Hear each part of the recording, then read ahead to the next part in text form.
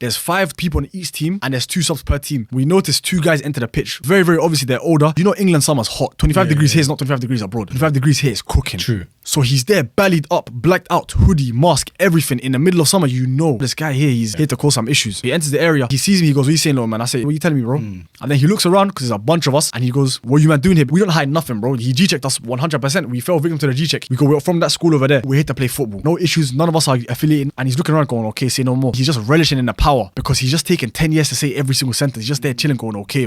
And we're waiting for his go-ahead to continue our game. So we're just there watching, nervous. You could hear people gulping in the background. Just milking it at this point. And then he goes, okay, make sure you man go home afterwards. And then I'm thinking, we were gonna go regardless without you saying that, you get it? Talking like he's your dad or something. I will never say that in real life.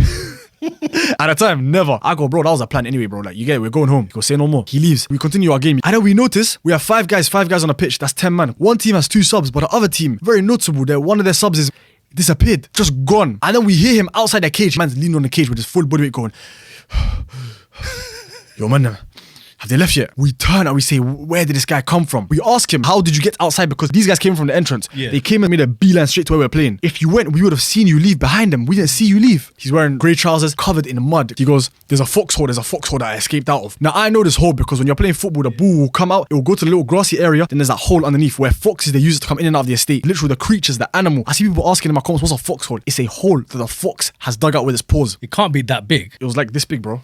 Like this big. A child can fit through that. The pitch is here. The foxholes are way away. The ball went out a couple times when we're playing. So he must have said to himself, yo, if anybody arrives, this can be my escape. That possibility of going through the foxhole didn't occur. Whenever the ball went, we would all go around to get the ball. But he must have pre-planned and said, I'm going to go through this hole when I see guys. He saw them when they were outside the cage, making their way into the cage. And he said, I'm going to survive by myself. Escaped head first without saying a word to any of us. They could have just been coming over for directions. We asked him, do you know these fellows? You see, if he knew these men and they were looking for him, I'd get it. But he says,